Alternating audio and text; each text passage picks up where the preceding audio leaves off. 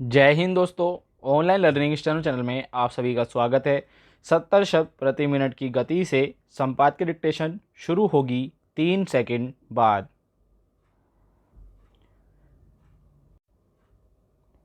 Start.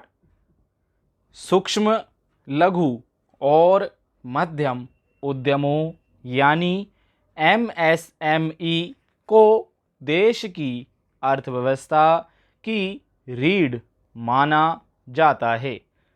समय समय पर दुनिया भर में विपरीत हालात के दौर में भी भारत में स्थितियां नियंत्रण में रही। आर्थिक मोर्चे पर देश किसी गंभीर संकट में नहीं घिरा तो उसका मुख्य कारण छोटे उद्यमों से तैयार बुनियादी ढांचा रहा, जिसने संकट के उबरने में अहम भूमिका निभाई। लेकिन पिछले कुछ वर्षों से इस क्षेत्र में जिस तरह की समस्याएं खड़ी हुई हैं, उसने कई स्तर पर चिंता पैदा की है। गुरुवार को सरकार ने संसद में यह जानकारी दी कि बीते 3 सालों के दौरान करीब 20,000 सूक्ष्म, लघु और मध्यम उद्यम या तो बंद हो गए या फिर उन्होंने काम करना बंद कर दिया। अकेले अप्रैल 2022 से मार्च 2023 तक 13,290 एमएसएमई बंद हो गए।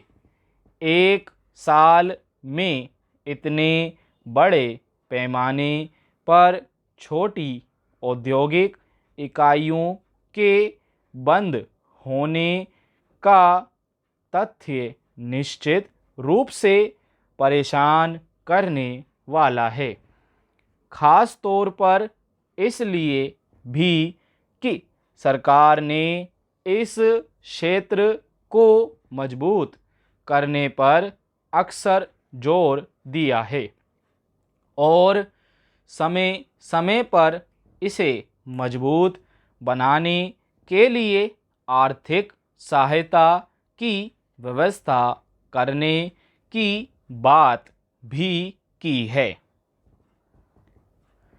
सवाल है कि छोटे उद्यमों की वजह से अर्थव्यवस्था में जीवन बने रहने की अहमियत के बावजूद यह स्थिति क्यों बन रही है कि देश के आर्थिक ढांचे में इस क्षेत्र की जगह लगातार सिकुड़ती जा रही है। हालांकि यह तथ्य है कि सरकार की ओर से जिन 3 सालों में इतने बड़े पैमाने पर छोटे उद्यमों के बंद होने की बात कही गई है, उसमें एक बड़ी भूमिका महामारी की वजह से लगाई गई पूर्णबंदी और उससे उपजे हालात की रही।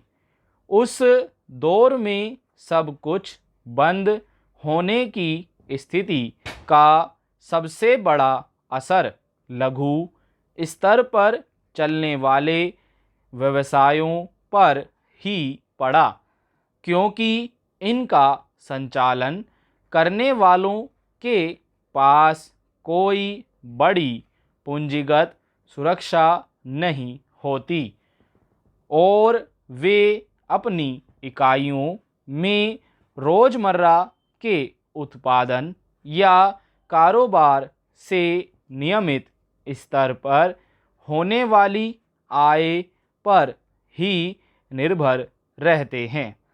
स्टॉप।